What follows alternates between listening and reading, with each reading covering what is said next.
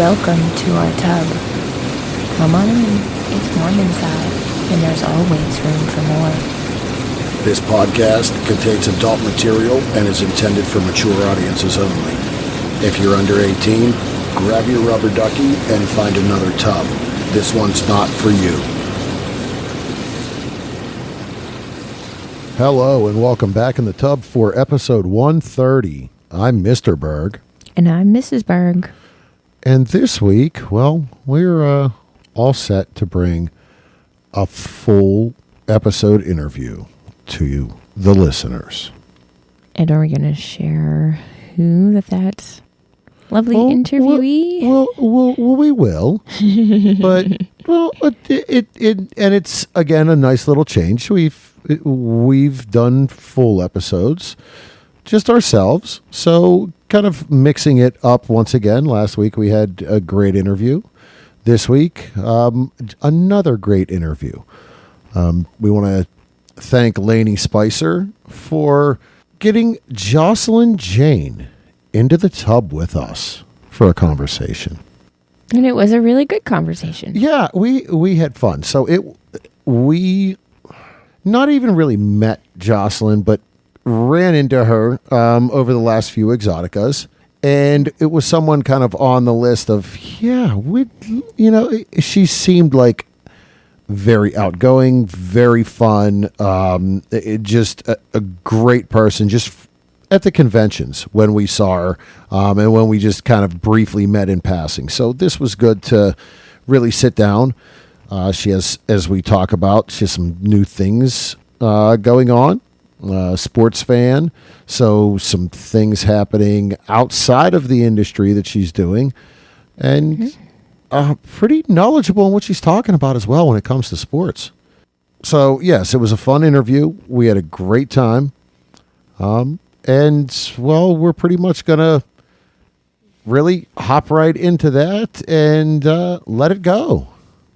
So sit back, relax, and enjoy our conversation with the beautiful Joslyn Jane.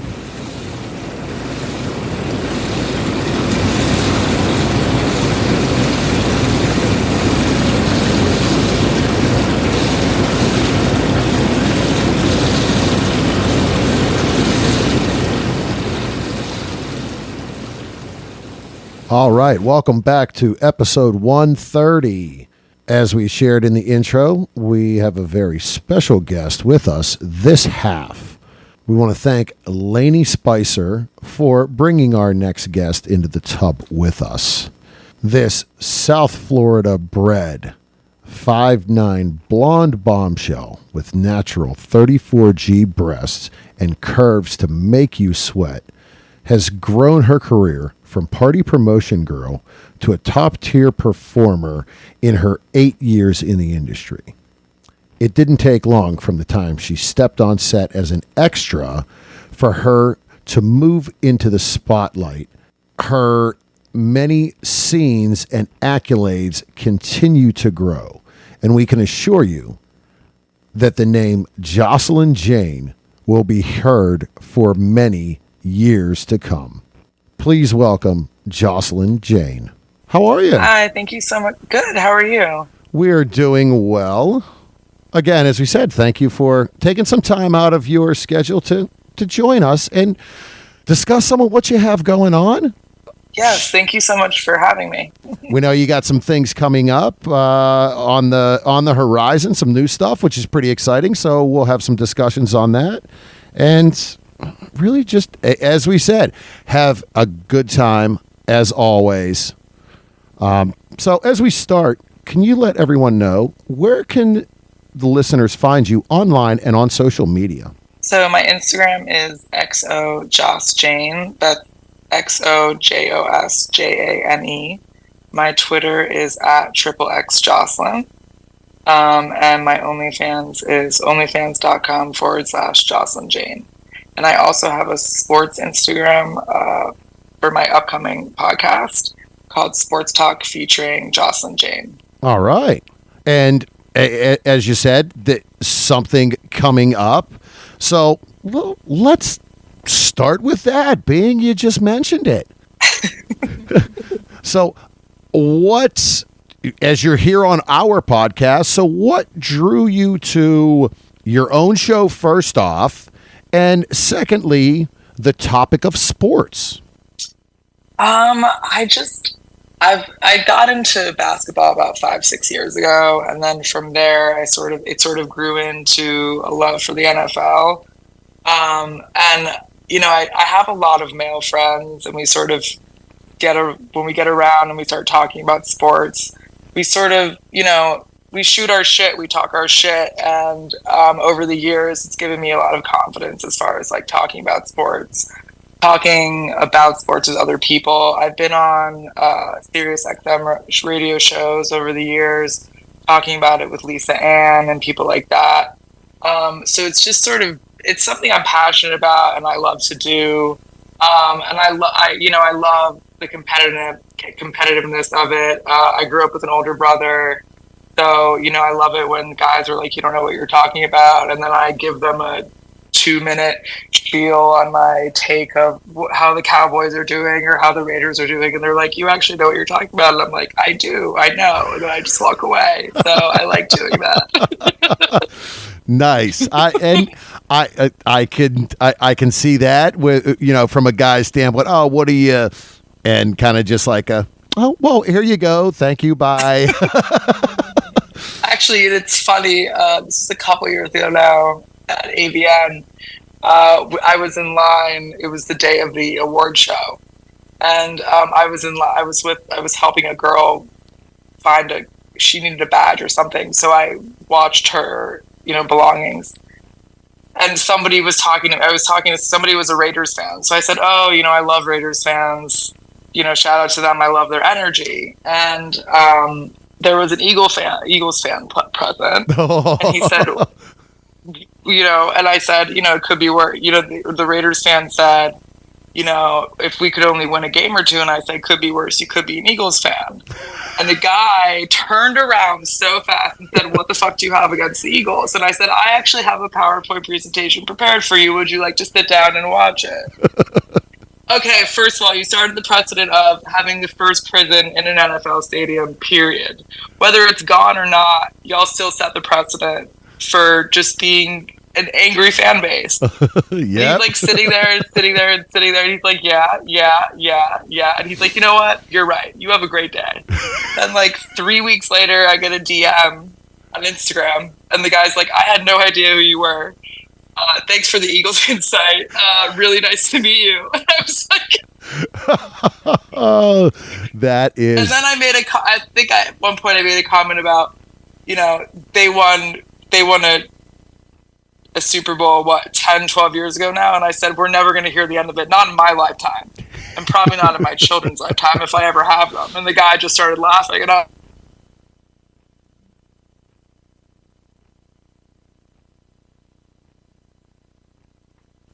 talk shit, talk sports, be active, stuff like that. Oh, and that story is funny from Pittsburgh people when it comes to the Philly side, and even more so, we are a hockey household. We were forever, so it's the Penguins versus the Flyers. Okay. And but again, yeah, the Philly people, and we have friends that we know from college that literally live in Philly, grew up in Philly, have bars in Philly, and it's always fun banter back and forth. And I'm just like, yeah, guys, you won something, multiple years ago, but you're never gonna let it go. Yeah, you just can't let it go. It's funny. I went to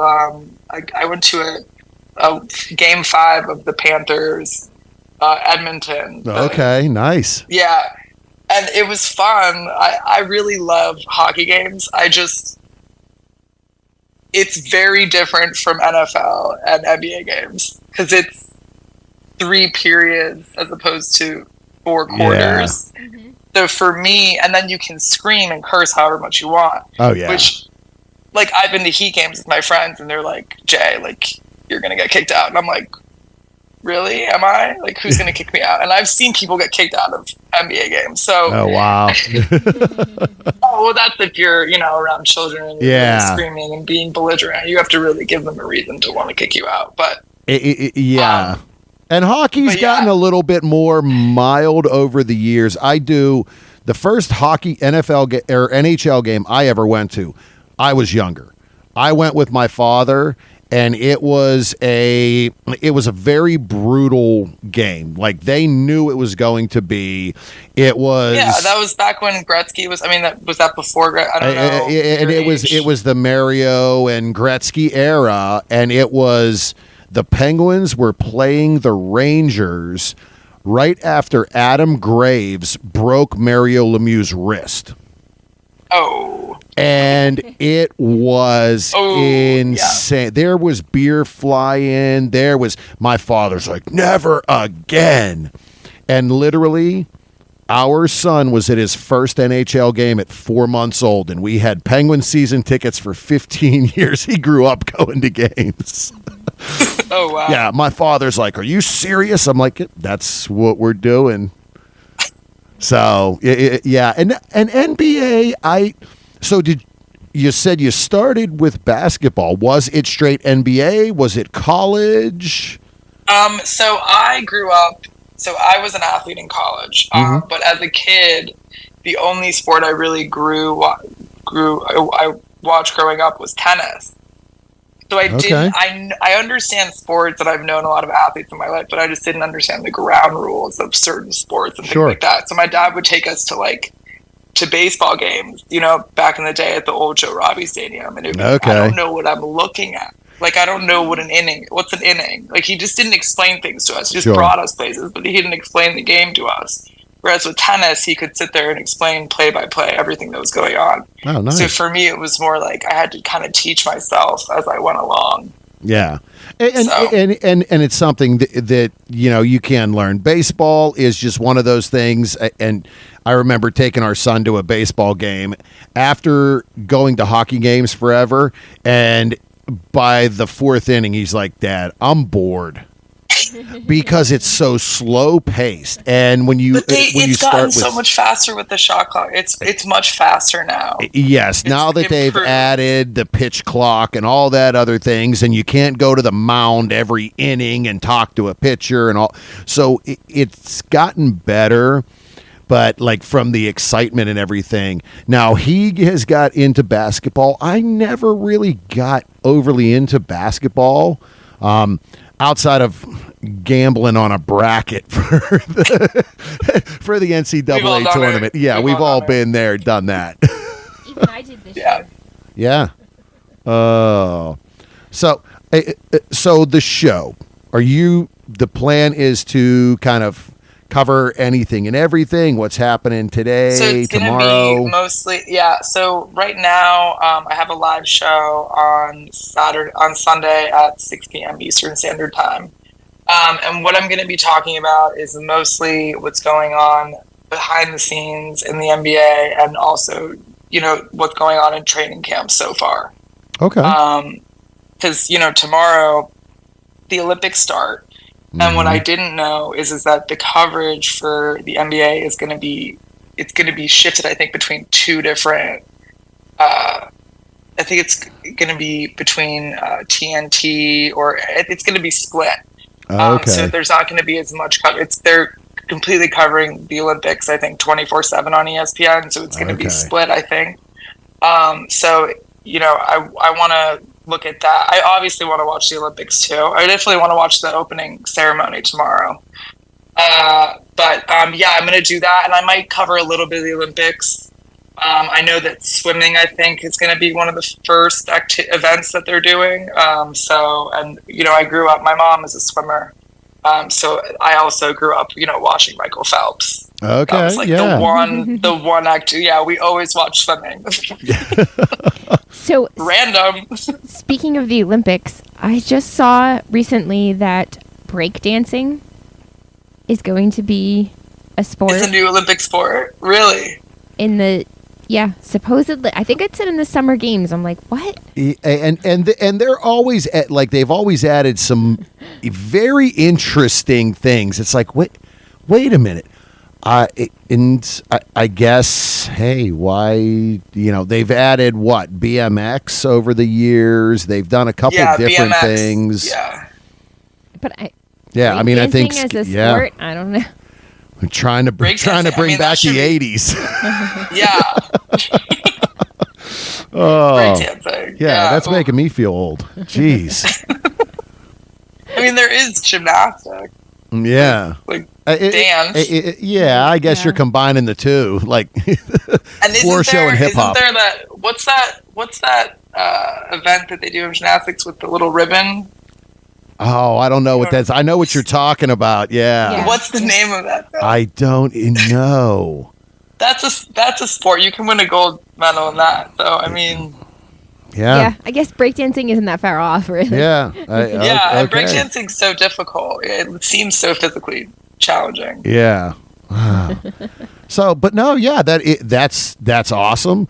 So you said you're on Instagram now. So when the podcast comes out, where can people find that? Is that going to be video? Is it going to be audio only? It's going to be video and audio, hopefully. Okay. I'm still working right now on the details of that. Okay.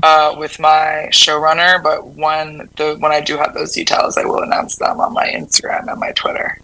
All right, cool. So keep an eye out. It definitely, sounds like an interesting and something fun.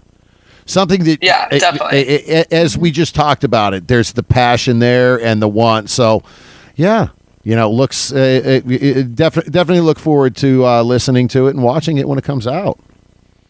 Awesome. Nice. So let's talk a little bit about career and the adult world. So when you got your start, as we got a little bit of a bio and we did some research and kind of dug in, it was, you had a little bit different kind of start and step into the industry than some people. Yeah. Mm-hmm. Yeah, definitely. So I started in a series called Black Patrol, and I did about 5 scenes for them, and then I was basically offered a contract for 6 months with them. So I started in 2016, and then in September of 2016, and not even two to 4 weeks later, I was already on contract with them. So my contract ran out in May of 2017. And then after that, I launched my ManyVids site, which I have a bunch of. My ManyVids is officerjane.manyvids.com. And I launched my ManyVids site after that. And I sort of went back to basics because I'm not going to lie. The day that I walked in and I did that scene as a cop, I thought that was going to be my first and last scene ever. I didn't feel sexy. I didn't feel like I had done a great job. And then, I get a call from the director saying, we need you now. You're part of the crew. So nice. It was a very different start than what a lot of girls experience. But even prior to that, you had just done some work as an extra, correct? Yeah, I had been an extra in a couple of films over the years. And yeah. I'm sure that is an interesting kind of view into the industry. Yeah. It's definitely different because I was an extra maybe. There was one in particular for Digital Playground where it was kind of grueling because I had to be there the whole day and I had speaking parts and things like that.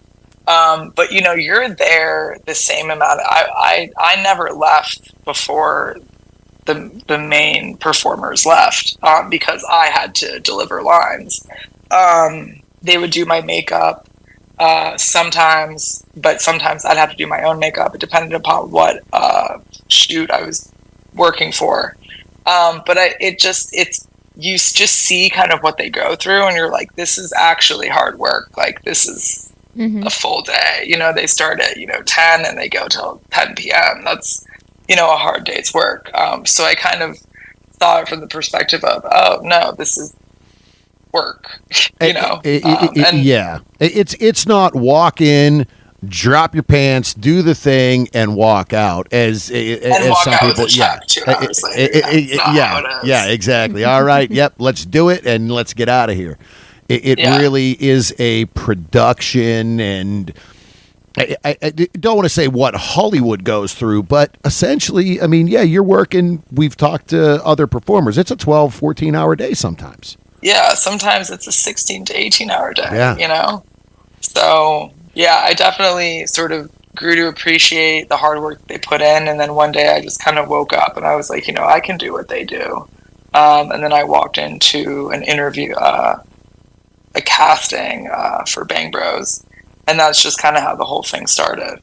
Awesome. So, nice. Yeah. Prior to that, was there any thought of acting? Like, did you have any acting background or theater or anything like that? Yeah, I had been doing improv, and I'd done a couple improv classes over the years. Okay. I took drama in high school and college.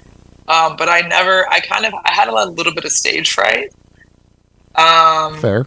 So yeah, I kind of got over that quickly. But well, yeah, you don't really have much choice. Yeah. No, you don't. In that situation, right? Yeah. Well, and again, so that great. So then you jumped into the many vids. So from the content creation side, yeah, what drives you on that? Like if you're doing your own scenes, your own content creation on many vids, what is the driving force, like the creativity end of what you're putting out? So I base it a lot on, I used to webcam a lot. So I base it a lot on like what I know people want to see, but I also kind of put my spin on it of like things that I want to see another woman do. So if it's like solo content, or if it's girl, or if it's boy, I like to give variety. And then obviously, because of kind of where I came with Black Patrol, I have a lot of like femdom fans. So I try to sprinkle that in, like to be a very, strong, dominant woman. My fans really like that. I tried to do a couple of scenes where I'm submissive, and they didn't really go for that. So and not again, believable. and you stay with what fits and what's comfortable for you, what you enjoy, and yes, as we've gone through, and we call it research for the show. I mean, research. Research. Okay. Oh, yeah. Yeah. It's OnlyFans and Pornhub, and and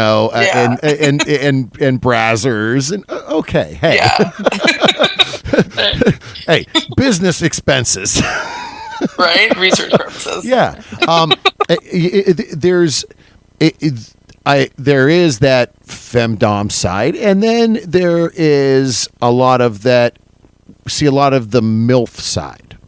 The stepmom stuff, which is one of those genres that it is exploding. It's always in the top when we're looking at searches and things like that.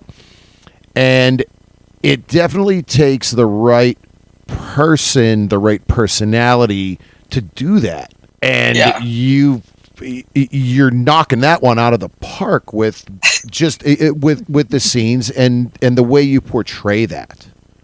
Yeah, I'm a little bit mean, a little bit sassy, yeah. and perfect sassy. Yeah. Is great. Yeah. So good. Well, and again, it's always interesting. And so, what kind of content do you guys shoot? Content, or we've dabbled slightly into it, and we've a lot of our stuff has been stuff from the past that we've done, and it's like, all right, we need to kind of get more into it if we wanted to kind of take that steps. Yes, we put out an OnlyFans. And then the reality is the time, that it takes in trying to figure that out. We need to nail that down to be able to do that. So, some other things that have. There's been this. Mrs. has had surgery recently, and this happening and that happening. But I think where our vision is, and as you said, the acting side of things, the more little bit storyline stuff, is what we're both kind of drawn to, even within the industry. You're the first one that would say she's not really a gonzo viewer. Right. Yeah. Right. Want something with some substance, with at least some kind of storyline and acting. So that would really be all right. Let's plan. Let's see. Let's figure it out and go that route. Yeah. Mm-hmm. But in the past, it's just been sort of like amateur. Yeah, amateur. Set the camera up. All right, here it is. All right, we got some videos. Neighbors next door. Yeah, exactly. Okay. Yeah, Hey, you know what? We're at the swingers club, and okay, hey, it's here's the Sibian here, here's this, here's that. Yeah, let's take some video shots, and then let's edit or whatever. So, haven't. It's there, and it's like, we have to. And then it's finding all right, we got to figure out the time when we can get this done. And you have to organize yourself. Yeah. It can be a lot. Yeah, I get it. Especially if you have other things going on. Yeah. Between regular work and everything else, it's like, all right, we'll find time sooner or later. Yeah. Yeah. So from the OnlyFans. So is obviously ManyVids is the platform that is your focus ultimately when it comes to clip stores? Well, it's between ManyVids and OnlyFans. Okay. I use each one for different purposes. OnlyFans is more customized content, shorter clips. And then ManyVids, I sell items. I also sell items on OnlyFans. I sell items and longer clips that are like 10 to 15 minutes long. Okay. So, but I also, I'm pretty sure I've transferred a lot of the stuff from my ManyVids also to my OnlyFans. So that's also available on my OnlyFans. Okay, yeah. So. Yeah, so there's an option for for everybody, because some people prefer one platform over the other, vice versa. Yeah, definitely. And as more and more of them have grown, have come in, have gone away, it's what direction do you go? So you just kind of go. You just put all your eggs in all the baskets. And just keep moving. And yeah, I mean, if you have a clip and hey, guess what? It takes 5 minutes to post it here, and here. Then okay, great. Yeah. So from the, you said earlier that you did some cam work. Do you still do any live cam, feeds? I still have accounts. I haven't been active on them in years. But I started with Naked, and then I mostly stayed with Naked, and then I also have a Cam Soda account, but I should definitely, now that you mention it, I should definitely go back to that, and like maybe once a month or twice a month do a cam show, because my friend Lauren Phillips, who's with Chatterbait, she said that Lauren's awesome. Love Lauren. Yeah, I love her. I just saw her last week in Tampa, actually. Nice. She was at Deja Vu, so I went to go visit her. I was gonna say I thought I did see, and we follow when she comes to Pittsburgh. We see her at Exoticas. Yeah, Lauren's awesome. Yeah, we had a lot of fun last weekend. So she was telling me during Exotica, she said, I had money waiting for me. And I was like, that's smart. Like, I didn't think of that because of her regular fans. Sure. It's like, so I was like, you're giving me an idea to like start it back up again, because I just have to find the time for it again, like we just talked about. Yeah, and that's it. Especially when you're looking at shooting schedules, and so with where you are, you're able to shoot with some studios, but then I'm sure you're traveling out west as well for other things. And yeah, that becomes a lot that people don't realize, because essentially, I'm sure if you're headed west to Vegas or LA, you're going out there for a week and a half to 2 weeks. Yeah, so you have to find ways to fill your schedule, definitely. Yeah, and it's just a lot of work doing that. And I know that OnlyFans, you can do lives, but I do lives at least like once a month now. But during the pandemic, I did them once a week. So it's lives on OnlyFans are also really great. They're a great way to connect with your fans on there too. So I wouldn't say that I mean, it's camming, but it's just OnlyFans, not like a quote unquote official cam site. But, sure. Yeah.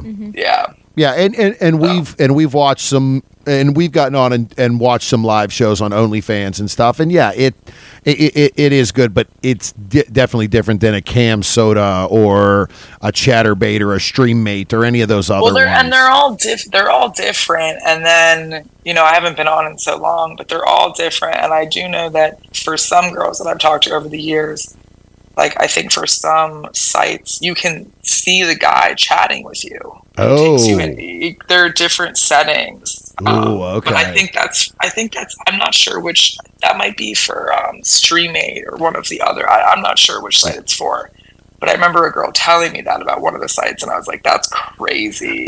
And I think some of them you can do almost like a private one-on-one where you're naked was that way. Okay.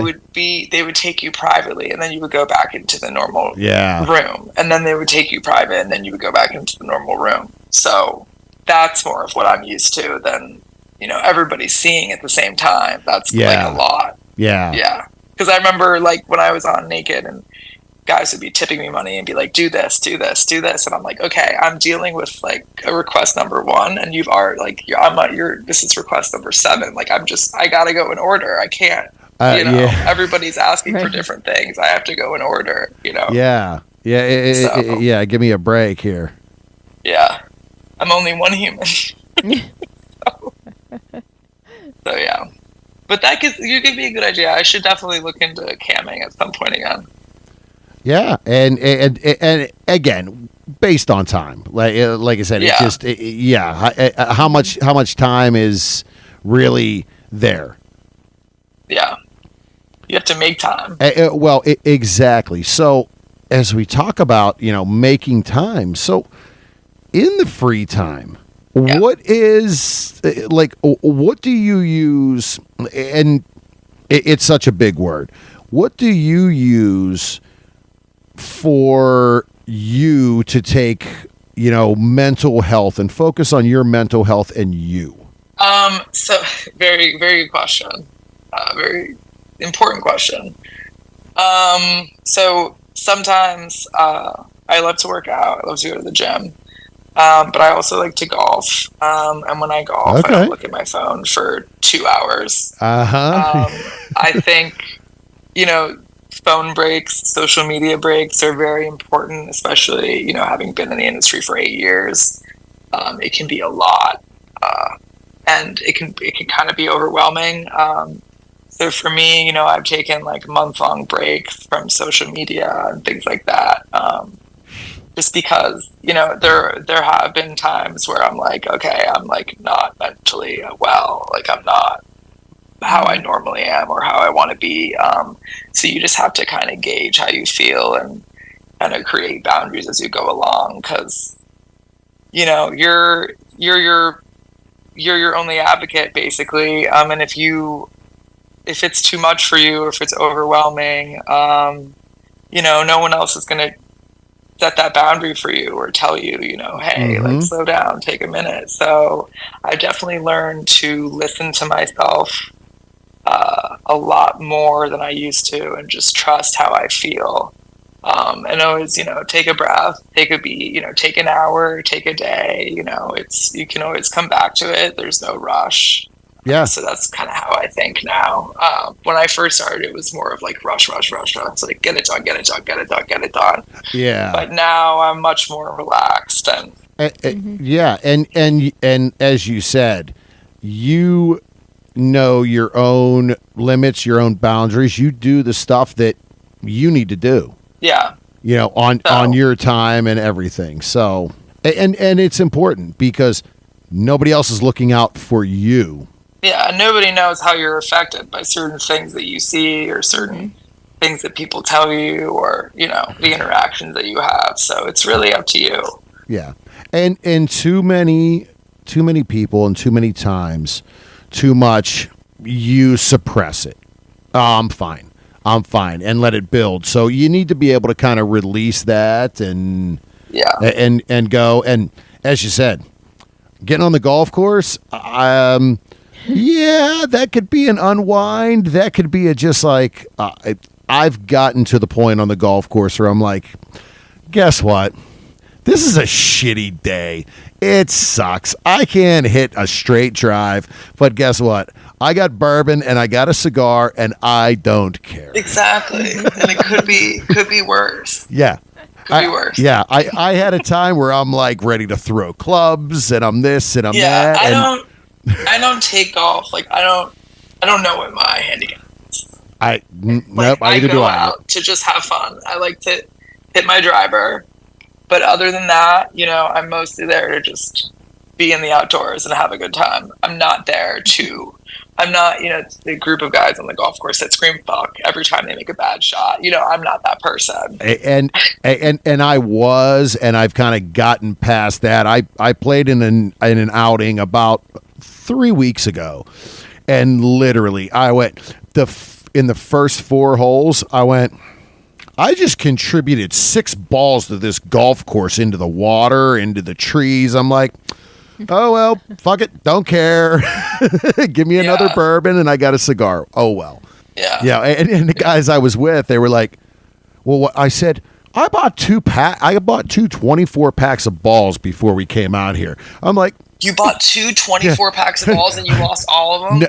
No, I ended up leaving that course and I lost...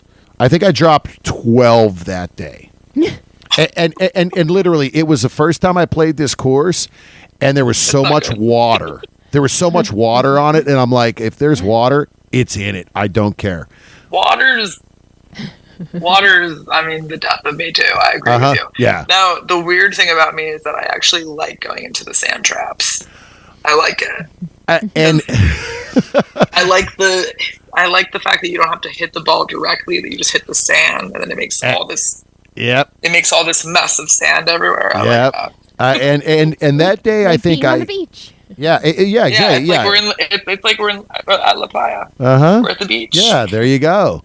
Yeah. And that day, I think I only hit 2 sand traps, but any single water, I was in it. Yeah, and I'm just water like, is tough. It's a mental thing too. Yeah, I'll look at it and be like, it's there. Like, yeah, no, I'm not going to hit that one. You have to look above it. Yeah. Yep. And as soon as I swing, I'm like, yep, it's going in the water. Done. Drop. Yeah, you have to not think about the water, which I know is like counterintuitive. But. Yeah. See, and for me, we've just determined that it's better if I just come along for moral support because I get pissed off more than... Yeah. Oh, are you just caddy? She drives the cart. She's like, I'll drive the cart. I'm like, okay, that means I can have an extra beer or 2. Now, let me ask you a question. Do you know how to caddy yourself? I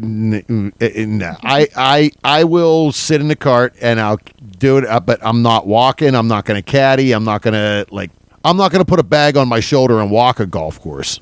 No, I'm not saying caddy. I mean, do you know, when you get to, let's say you hit your driver and you're halfway down the green. Do you know, what? I know my clubs, yes. Club to use at specific time?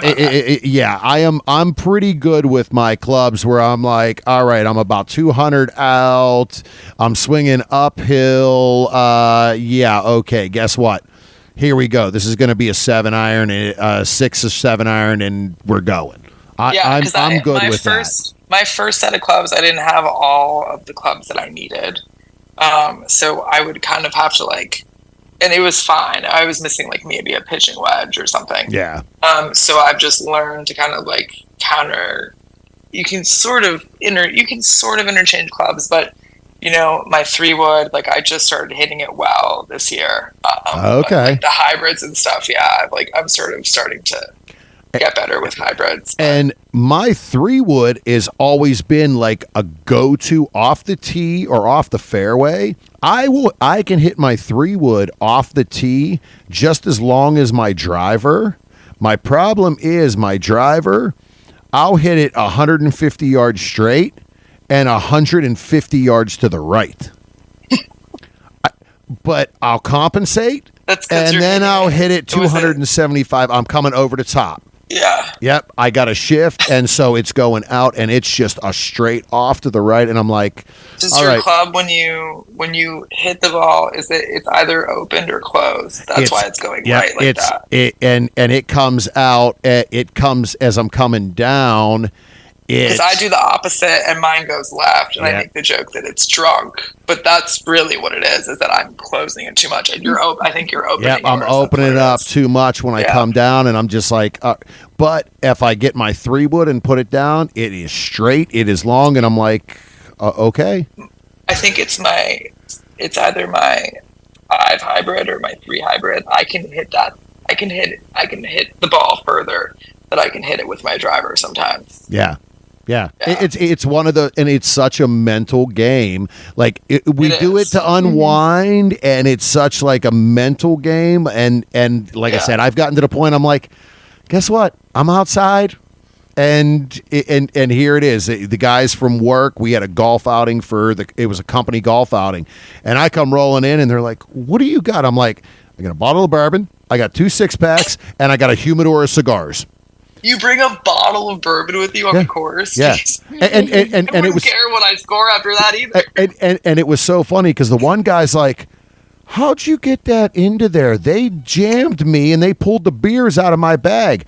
I said, "That's because you use bag drop. You haven't done this enough." I said, "You don't drop your bag. You put your own bag on a cart so they don't jam you for bringing beers and bourbon onto the course." He went, "Oh, I learned something today." I'm like, "Yeah, no. You never let them touch your golf bag." Yeah, no. Definitely. Yeah, I'm like, my bag's always full of booze. Come on. I didn't think about that, but now I'm going to start stuffing my bag full of booze. And mine I have a big side compartment for shoes, for my golf shoes. And I take the shoes out, and it fits a 12-pack of beer. Actually, I have a lot of compartments. Oh, now you're giving me ideas. See? Definitely. See, now I've always joked that your back 9 is better than your front 9 because then you're drunk. Because you're drunk and you don't care as much. And literally, it's more relaxed. And the back 9, I always shoot better. I'm like, because I'm just more relaxed, and I don't give a shit. Yep, I don't give a shit. I'm just swinging, and I'm not trying to kill it. It's just a smooth swing because I got a little buzz going, and here we go.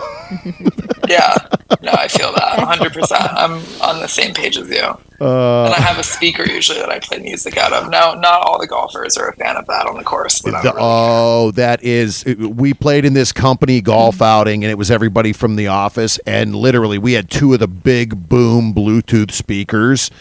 And we were, Lord, literally, that's a bit crazy. I'd have the biggest headache. If I was at a golf course recently, and they were doing an event, and it was like blaring. And I remember walking by. I was there for maybe 5 minutes, and I was like, if I was there in front of that speaker the whole day, I'd have the biggest headache. Like, I do not envy them having to stand out there. Yeah, and we put them in the back of our carts. And it was, people were looking at us, and we had, I think it was 8 twosomes that was all guys from the office, and we were at a very nice resort playing on an Arnold Palmer designed golf course that is $130 a round. Wow. And we're blasting music and well, now wait. Who were you blasting? Yeah, what kind of NWA? Well, and it was my boss is very much a classic rock guy. So it was across the board. There was Crosby, Stills, Nash. It went to Guns N' Roses. There was some Poison. Like, it was all over the board. Okay, then Guns N' Roses and Poison. I mean, they don't curse in any of their music, really. Yeah, it just gets loud and going. There wasn't any kind of rap. It wasn't, we didn't have Snoop Dogg or Dre or NWA playing, There was no Naughty Nursery Rhymes playing from NWA. Oh, too bad. Too bad. Next time you'll just have to throw some like 2 Live Crew on there or something. Yeah, there you go. Yeah. Yeah, the most offensive, The most offensive song that they made. So, 2 other topics we want to kind of quickly touch base on, and one is because of us and our background, specifically mine and what I do. When you're traveling or when you're out, are you looking for comfort when it comes to food, or are you exploratory when it comes to food and cuisine? It depends, but both. Okay, that's fair. It just depends upon my mood. I have stomach issues. Okay, yeah. I had ulcers when I was a kid, so it depends upon how my stomach is doing that day. But I started taking colostrum, and I've had a much better stomach journey the past 6 months. But I'll eat all types of food. Okay. The only type of food I'm not really a huge fan. I don't really like fish all that much. I'll eat sushi. Okay. But salmon, I don't really like. I'm with you. That's the one fish I totally can't stomach. I'm not a salmon fan, but everything else I'm like, okay. Cool. So. Is there a cuisine, whether it be, that is a go-to? Is it I love Cajun Thai food. Thai? I love Thai food. Yeah. If there's a place that has good Thai, I'm definitely gonna go there. So how spicy do you like your Thai? I'd say medium, to where it cleans out my sinuses, but not to the point where I'm crying. Yeah. Dripping sweat and give me the paper towels. Somewhere in between. Yeah, not Ben Stiller and Along Came Polly. That was a crazy scene. Yeah. And I'm that 10. I better be sweating. I want it heat. As long as there's flavor, give me a lot of heat. Yeah, agreed. So at home, are you in the kitchen, or would you rather order out? I can be in the kitchen. I know how to cook, but I'm pretty busy. And I also I'm not gonna lie to you, I don't really like cooking that much. Maybe when I get older and I have someone to help me in the kitchen, that's different. But cooking by myself, I'm not really a huge fan of. Because then you got to clean up. It sucks. Yeah, but I have a friend who's a chef, and he, when he cooks, I'll help him or I'll do the dishes or whatever. It's just easier when there's someone else in the kitchen helping you. Mm-hmm. Yeah, but, fair. Yeah. Well, and it's not really fun to cook for one either. No, it's not. Yeah. Well, and is sad. And that's I've found that. Yeah. Yeah. You found that out as I go from day job into the kitchen at night every day, so I'm cooking for others, and she's home herself, and she's like, well, what am I going to eat? I'm like, I don't know. I'm like, I cook all day, every day. Oh, wow. Lucky. Yeah, sometimes. He's always elsewhere doing it. Yeah. Most of the time it's elsewhere cooking, at the restaurant, or I'm cooking, doing work during the day for customers, and... Yeah. So, but cool. Interesting on that. And then the last thing, as we like to scroll down through Amazon wish lists. And I just put a lot of Legos on there. And that's what the Teenage Mutant Ninja Turtle Funko Pops and Legos. Yeah. And there's a few Star Wars on there too. Oh, there's Star Wars? Star Wars too. Yes. Oh boy. He has a Boba Fett tattoo on his calf. Yeah. And behind us are 2 7-foot bookshelves full of Star Wars collectibles and memorabilia. Yeah, I had a problem. Yeah. He passed it on to our son. Yeah, I had a problem back in the day. It was called eBay. Yes, I remember eBay. It still exists, but Yeah, it's still out there, but yeah, Now everything it's- else. Now it's been replaced by things like MacBid. Yeah, for kinds us of it's things. MacBid and everything else. So yeah, yeah. but and yeah, as we kind of scroll down through, like we like to look and see. All right, what's what's there, and the Funko Pops and definitely the Legos kind of jumped out. Yeah, and then there's probably like a random onesie like thrown in somewhere. It's there usually was- probably more down. Yeah. There was like it was a shark onesie or something Yes. like that. Yes. Uh-huh. Yes. Yeah. So and again, looking through, it's like there's a lot of fun stuff. Sure, there's beauty things, but the Funko Pops, Candles. I'm a and girl, so I like candles. nice, yeah, and the Legos. So the Legos, is that something that, like, have you been into those in the past, or is that just Yeah, something? I really like Legos, and it's just a calming thing for me. It just kind of brings me back to like being 5 and not having anything to worry about. Yeah. So I yeah. like it. It's calming. Nothing to worry about except 1,000 random colored pieces, and you're like, Yeah, that Oh, literally pop, like just jump out and just disappear everywhere. Yeah. But essentially, that is like, you can sit and do that for 3 hours and complete it, or you can say, hey, I just need 30 minutes to unwind and not think I about usually anything. do it for like I do hour increments. Sure. Yeah. And then I stop and then I. And yeah, all right, cool. I'm partially there. I'll take a break. I'll come back tomorrow or whatever it is. So Yeah. nice. Very, very interesting. And again, it's always fun to kind of dig into some of these little things. Yeah. Do you guys play with Legos or at all? Or? We did back in the day. When our son was younger, he was huge into that. And they Yeah. were mostly like Star Wars, and I think we had a bunch of Batman ones. Yeah, maybe. it was like Marvel, DC, Star Wars, and all that. As he was growing up, literally every year there was a new big Lego for Christmas and birthdays. And me and him would sit and build them, and they were great. I think he still has some that he's kept in his bedroom. The Millennium wow. Falcon is mostly intact. Yeah, still there. Still. And Oh, and wow. he's going to be 20. Yeah. So, That's great. he's well grown at this point, but it's No. some of those things that, he's kept. Yeah, he actually Yeah. went and he bought himself what was it? McLaren. Oh, he bought a McLaren. yes. Yeah. And he, like, I came home from Yeah, just from work unwind one and do day something cool. He was building that, and I'm like, "What are you?"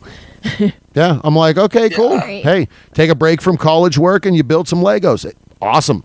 Great. Yeah. Because they're a lot different than they were when I was a kid. A lot more Definitely expensive. are. Yeah. Yeah. It was a bucket, and it was like, yeah, try to build a house, Yeah. figure it out. Here Well, you like go. my dad always talked about like erector sets, and I was like, Uh-huh. yeah, it's just different. Like the toys like change and Uh-huh, evolve yeah. over time. Yeah. The erector set in Lincoln Logs when I was a kid. It was like, geez. Yeah, like from the Sandlot. I'd be Yeah. like, What was the other Okay. one? Connects. Yeah. Connect. Yeah. The Connects were like the and then I think I erector said to him, sets. I was like, no wonder Woodstock was a success in '69 because you guys were like so it's just innocent. Yeah. Well, and it's true. The way everything has changed. I saw somebody posted on social media today, and I looked at it and I went, huh. And it said, we are the last generation that understands life without social media.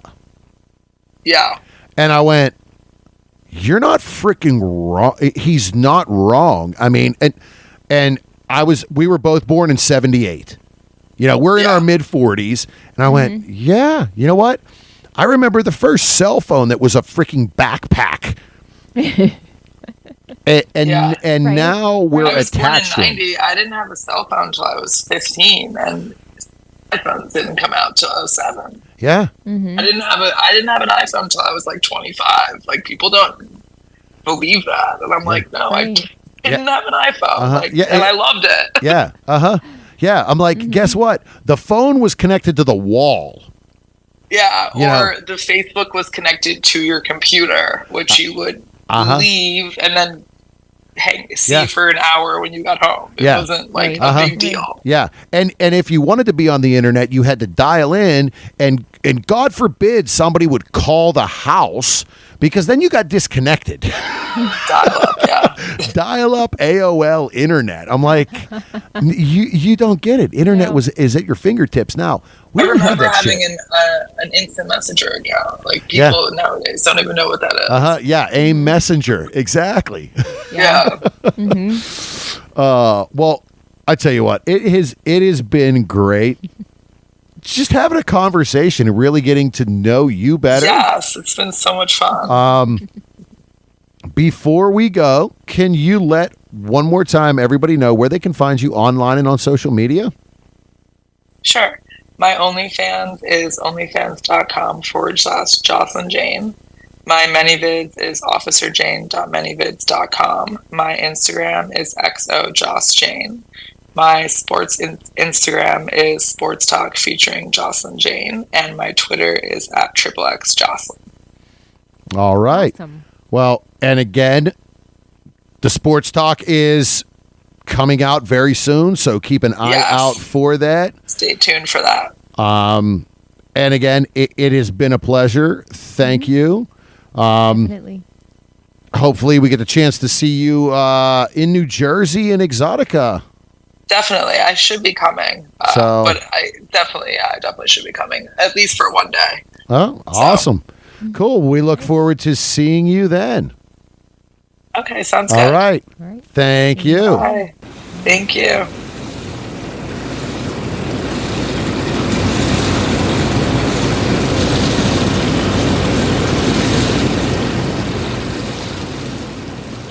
All right. Well, that about wraps up episode 130. Don't you think, Mrs.? Yes. Again, another great interview. Someone else. She's, as we had talked, has been in the industry for just over 8 years now and continues to grow, continues to thrive. Great work ethic, great personality, just really fun all around. And she's a sports fan. I can't. Mrs. got nothing. Mrs. still is confused about. Yes. Doesn't quite understand sports. No. Yeah. It's okay. But again, wish her all the best and success in her career moving forward. Look forward to having a chance to talk with her live here coming up in New Jersey for Exotica in October. But again, as we said, we're going to call that a wrap. Summer winding down here, so make sure you get a little bit of time for yourself before you get back to school. This is kind of the last crunch for vacations and to get out not far away from back to school and back to college and all of that happy, fun shit. Again, next up on our schedule will be the ASN Lifestyle Magazine Awards coming up at the end of this month, at the end of August. We will be there and at the award show on the 24th of August, Saturday night. So follow our social media. You can catch all the behind the scenes shenanigans I'm sure that we're going to be occurring. Pay for your porn. Support all these performers. And content creators, again, that's important to them, important to us.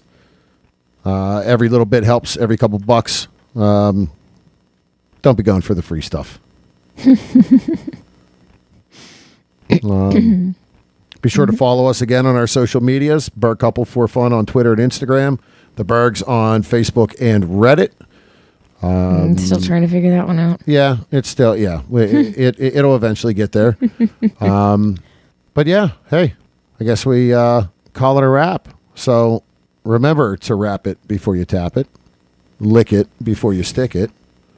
And until next time, We'll keep the lights on and the tub warm for you.